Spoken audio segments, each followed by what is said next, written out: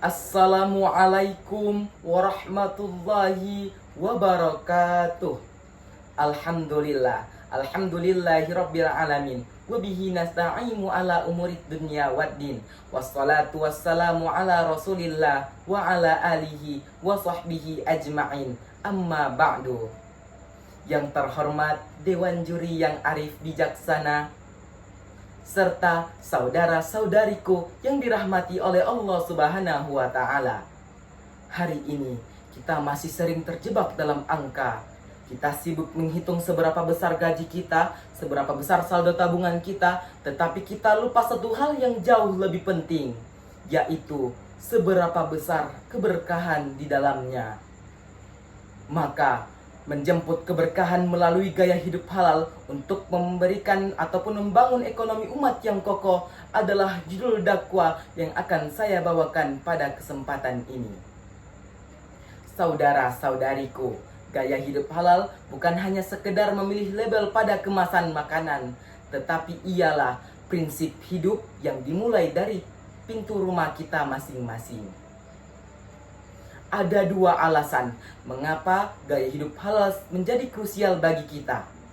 Yang pertama, halal sebagai penjaga kualitas doa.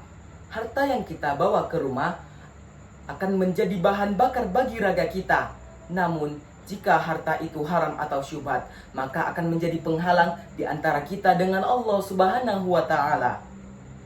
Sebagaimana Rasulullah Shallallahu Alaihi Wasallam bersabda dalam hadis riwayat Muslim tentang orang yang meminta tolong kepada Allah Subhanahu Wa Taala, padahal makanannya haram, minumannya haram, pakaiannya haram, dan ia diberi makanan dengan yang haram, maka bagaimana mungkin doanya akan terkabulkan? Hadis riwayat Muslim. Yang kedua, keberkahan di dalam keluarga.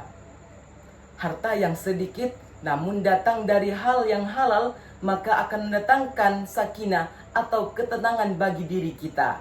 Namun sebaliknya, jika harta banyak namun didapat dari hasil yang haram atau yang dilarang oleh Allah Subhanahu wa Ta'ala seperti riba, akan menimbulkan kegelisahan, penyakit di dalam rumah tangga ataupun di dalam diri kita sendiri.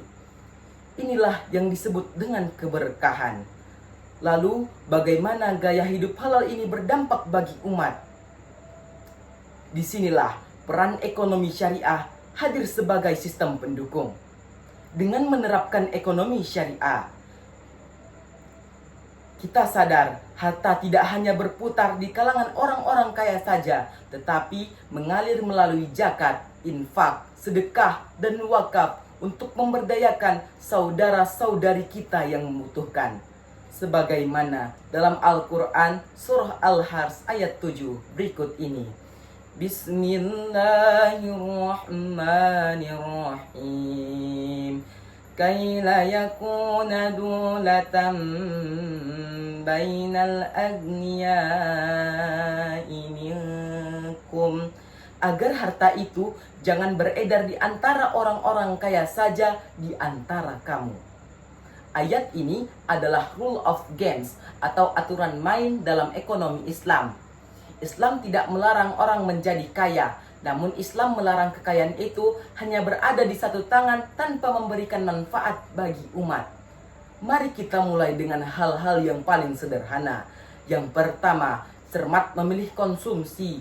Yang kedua, membersihkan transaksi dari riba dan menjauhi riba. Yang ketiga, mendukung UMKM yang ada di sekitar kita. Membangun ekonomi umat dimulai dari meja makan kita masing-masing.